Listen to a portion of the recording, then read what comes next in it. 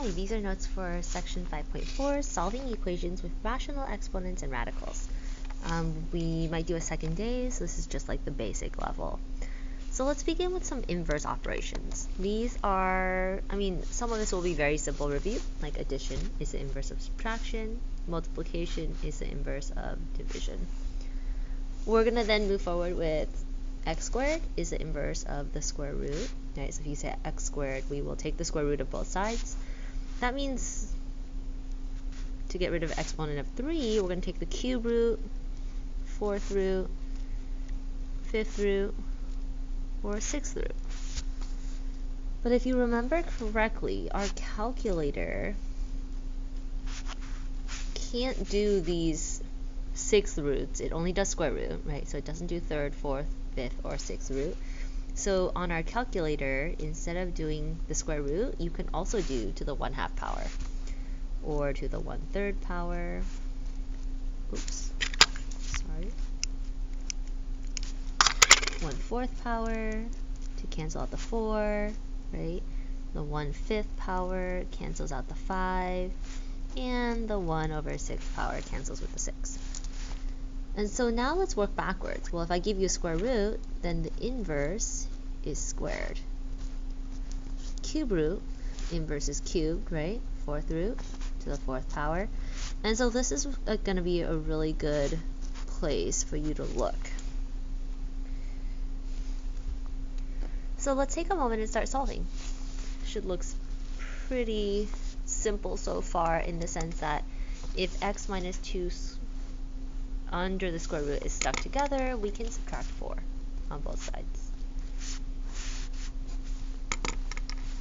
And then let's continue thinking of it the same way. We have x minus 2, I was running out of ink. X minus 2 equals to negative 4. And so x minus 2 is stuck together, so we can get rid of the square root by canceling it out with a squared. One thing to be really careful of here is after you cancel out the squared and the square root, that negative 4 needs to go inside parentheses. Okay, so I want you guys to know the difference between negative 4 squared. If you do negative 4 squared, that'll give you negative 16 without parentheses. But if you use parentheses, then that gives you positive 16. And that's the one we want. So we have x minus 2 equals positive 16, because a negative 4 times a negative 4, there's 2 of them. And I'm going to add 2 on both sides. Hopefully this made a lot of sense to you. Except I'm going to tell you that we don't know that x equals 18 is truly correct. So let's take a moment and we're going to check it. And we're going to do that by plugging in x equals 18.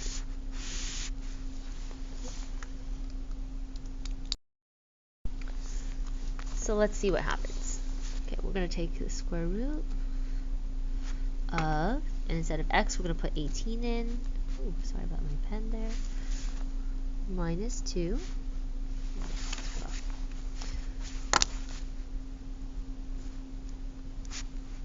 Plus 4 equals to 0. Now the thing you want to make a note of is don't change the right side.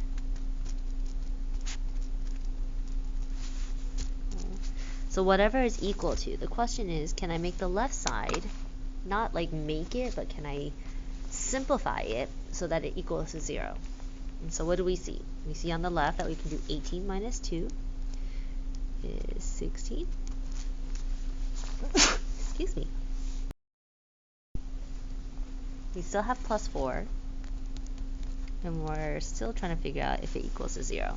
Well, I know the square root of 16 is 4 plus 4 equals 0, and that would be a no. So if that's the case, then this is not a solution. X equals 18, and we have no solution. But why? Like, we followed all the steps, we did everything correctly, we did it in the right order. Why is there no solution, right? So let's go back to chapter 1. We're going to look at this equation, but we're going to look at it in two pieces. Here's the left side, okay, and the right side is 0. And so we're going to graph each of these and see where the two lines meet, because that's where a solution to a system of equations is. So y equals 0, here's my y, and if I'm going to cross where 0 is, my line does this. Okay. And this radical we can think of using our graphing radicals, right? So we can say that this -2 changes to a +2, which is going right. And then this 4 stays positive, which is up. And so we're going to go 2 right, 4 up. And our slope is that number in front, which could be an invisible 1 over 1. And please make sure your graph points towards the right or left side, right? We usually go to the right. Well, if it never goes below this starting point, 2, 4, right, and it only goes up, then these two lines will never cross. And as you can see from the graph, the two lines do not cross at any point. So there is no solution. This is because when you use a larger exponent to undo a radical, notice I'm using squared and squared.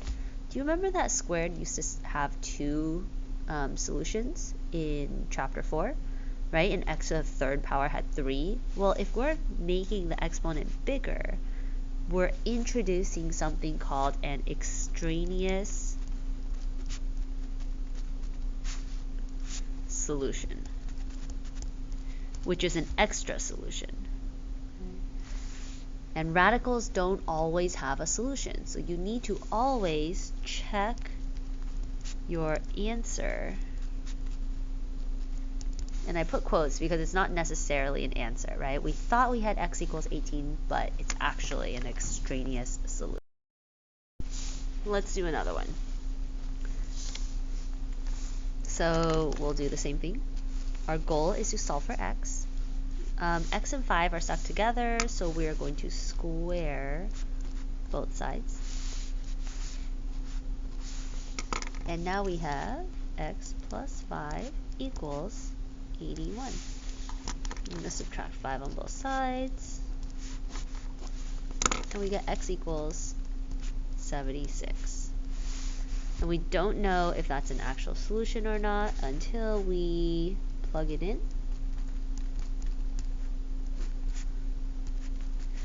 76 plus 5 is 81. And yes, square root of 81 is 9 equals 9. So this is a solution. So why is it sometimes a solution and other times it's not? Well, let's take a look. We have y equals 9, which is up here.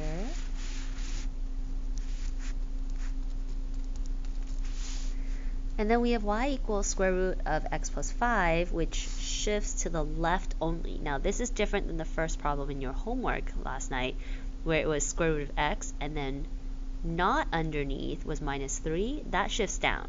But this one is clearly with the x, so it goes left to -5, and it has a slope of up 1 over 1. And while it doesn't look like it crosses right here on this graph, eventually this radical will keep going up, and at x equals 76, the two lines will cross. Okay, so this is the last time we're going to use graphs to prove it. Let's move forward and only use solving algebraically. So our goal is to get x by itself.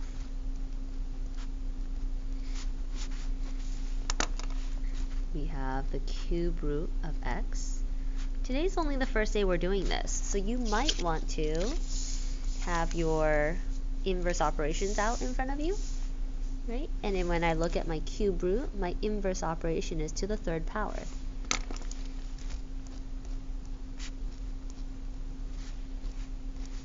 Be really careful. Some people tell me that the inverse operation of a cube root is to the 1/3 power. But these two are actually equal to each other. Okay? And these two are inverses, so it has to cross over this arrow to become an inverse. So then we have x equals 3 cubed, which is 27. I need to do a check. If you read the directions on the problems for homework and the quiz, you will always see the words be sure to check each for extraneous solutions. So I'm going to plug it in. Plus 5. Does that equal to 8? Now, cube root of 27, we cannot put that into the calculator or like this, so we have to do 27 to the 1/3 power, which gives us 3 plus 5 equals 8, and that's a yes. So this is my solution. Okay. See if you can try number 2 and number 3 on your own right now. I'm going to pause the video and I'll show you once we move forward as well. Okay, but I do strongly suggest that you pause right here and keep going. And I'll just write it.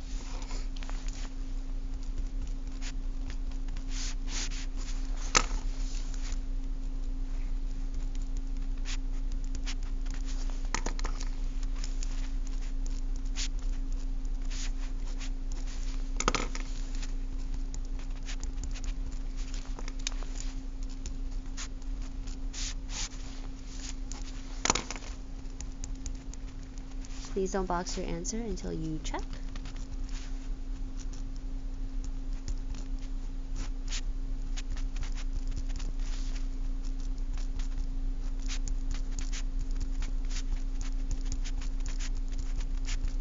And it does check out, so x equals 22. Number 3 is going to be very similar to number 2, except instead of adding and subtracting first, we're just going to get rid of the 4 in front, because x and 3 are stuck together. And we do that by dividing.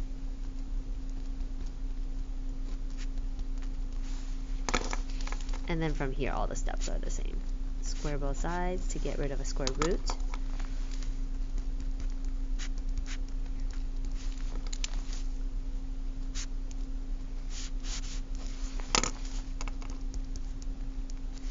We are going to check.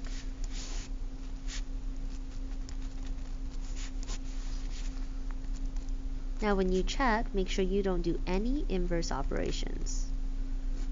Okay, that means you're not going to undo anything when you check. So I see 22 plus 3 is 25. Bring down the 4. That's 4 times the square root of 25, which is 4 times 5 equals to 20, and that checks out. Okay, let's keep going here. We're going to subtract 7 first because it's the furthest away. This is the 4th root of 2x minus 4 times 3 equals 6. Divide by negative 3 on both sides. 4th root of 2x minus 4 equals negative 2. And to get rid of a root, we're going to take it to the power of the index.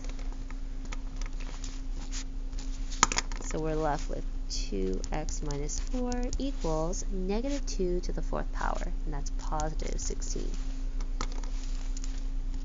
We're going to add 4 on both sides, and now this solving looks exactly the same. 2x equals to 20, and therefore divide by 2, x equals 10.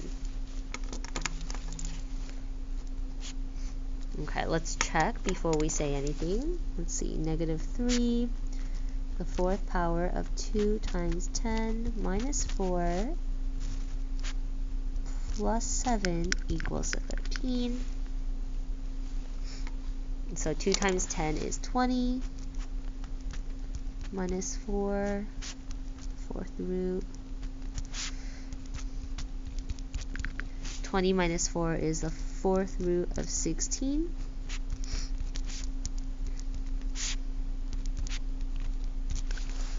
So I'm going to have negative 3, and this I'm going to have to put into the calculator as 16 to the 1/4 power. 16 to the 1/4 power is 2. And so we have negative 6 plus 7 equals 13. True or false? Hopefully you see that that's false.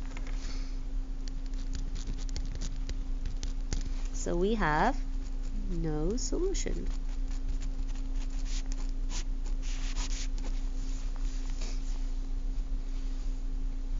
Okay.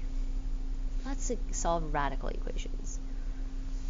Well, radicals can be written as rational exponents. Take a look. These are the same thing. Okay. But when you're given like a rational exponent like this, it's sometimes easier to just solve using this rational exponent rather than changing it to a radical. Let me show you what I mean. The directions still say to be sure to check. However, if I want to cancel out with 1/5, let's do it over here, then I know that I want a 5 on top, because 5 divided by 5 is 1, and then I'll put a 1 on the bottom, and 1 divided by 1 is 1. So what we're going to do is take it to the power of 5, to the power of 5. Those cancel out because of it being 5/1. Okay? And so we get x equals negative 2 to the 5th power, which is negative 32. We're going to check it. Negative 32, sorry about that, to the 1/5 plus 5. On your calculator, that's negative 2 plus 5 equals to 3. And that checks out.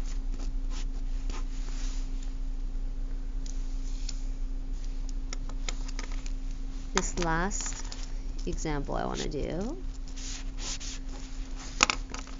starts off the same way by adding 8.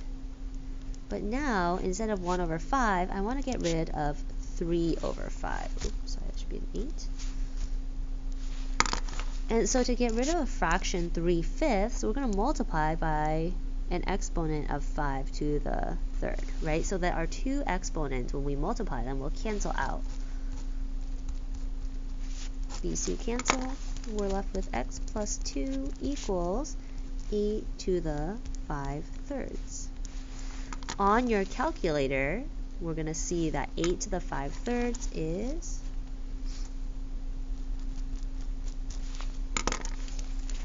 x plus 2 equals to 32, minus 2 on both sides, and we get x equals 30. We should check it, always. So we have 30 plus 2 to the 3/5 power minus 8 equal to 0. That's 32 to the power of 3/5 minus 8 equals 0. Let's check if you forgot how to do exponent with fractions. 32 to the power of, don't forget your parentheses, 3 divided by 5 is 8. And so we get 8 minus 8 equals 0, and that checks out. So to get rid of a fraction exponent, you multiply by the reciprocal. So to get rid of 2/3, we will take to the power of 3/2 on both sides when we get there. So let's take a moment and just do a quick check if you want to try the last two. I think this one, the answer is 69, if I'm correct. And then this one, the answer will be, oh geez, let me pause the video and then I'll come back with an answer for you. The last answer is no solution because you'll get x equals 5, but when you plug it back in, it does not work out. That concludes our lesson for today. Let me know if you have any questions.